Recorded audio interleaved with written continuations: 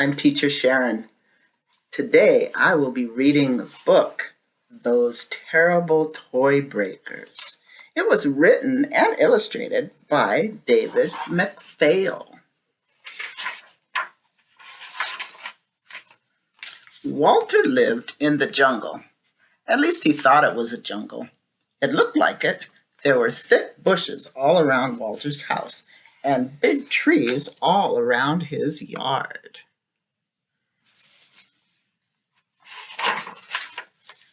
Walter's friend Bernie told him once that there were lions and tigers and elephants out there, so it must have been the jungle. But they only come out at night, Bernie said. They won't bother you in the daytime. Walter didn't want to get eaten by a lion or a tiger or stepped on by an elephant, so he made sure that he had all his toys picked up and he was in the house before dark.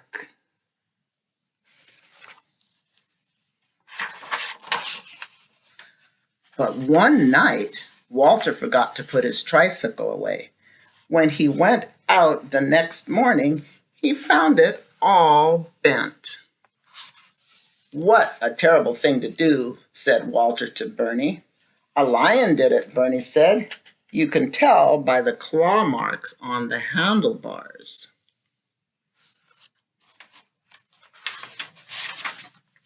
A few days later, Walter kicked his football so hard that he couldn't find it. In the morning, it was sitting in the middle of the yard as flat as a pancake. "Someone around here isn't being very nice," Walter told Bernie. "It's a mother tiger," Bernie said after he looked at the ball. "Those stripes on the ball would fool a tiger and make her think it was a tiger egg. And of course, she would sit on it and try to hatch it." Nothing else happened until Walter's wagon got stuck in the garage doorway while he was putting it away.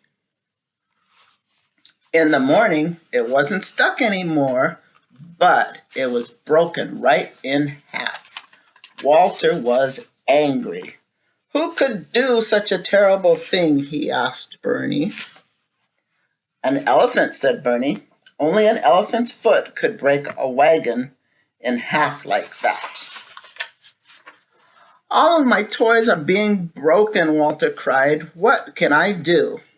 "You've got to set a trap," Bernie said, "and catch all those terrible toy breakers." Walter didn't know how to set up a trap. He didn't even know what a trap was, but Bernie showed him. First, they dug a big, deep hole just below Walter's bedroom window.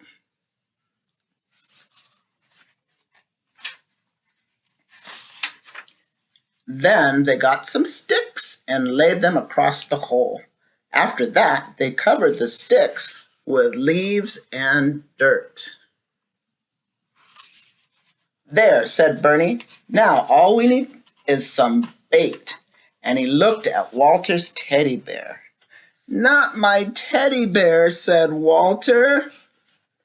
"But lions and tigers and elephants love teddy bears," Bernie explained. "Nothing else will do." "Then we won't do it," Walter said firmly. "Do you want those animals to keep breaking your toys?" Bernie asked. "I'll hide my toys," Walter said desperately. "Then they'll get angry," Bernie said, "and they'll come and eat you up."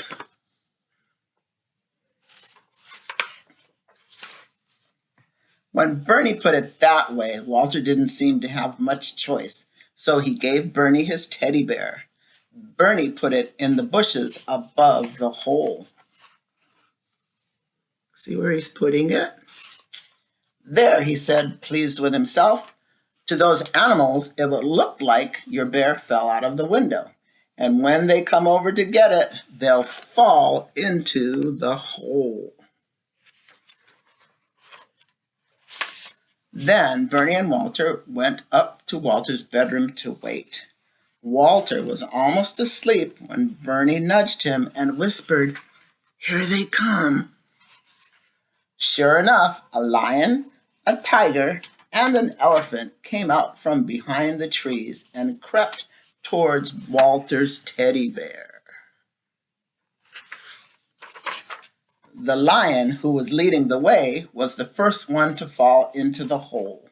He reached out to grab a branch, but he grabbed the tiger's tail instead and pulled her into the hole too. Get us out of here, they called to the elephant. The elephant got down on his knees and leaned into the pit. Grab onto my trunk, he said, and I'll pull you out. Both the lion and the tiger lunged for the elephant's trunk and grabbed hold. One at a time, shrieked the elephant. But it was too late.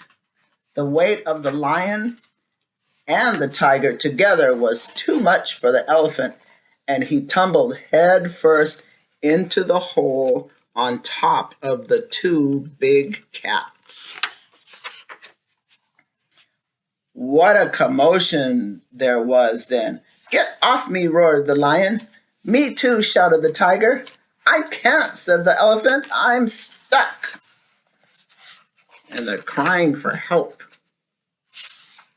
While all this was going on, Bernie and Walter ran downstairs and stood at the edge of the hole. Now we have you, said Bernie with glee.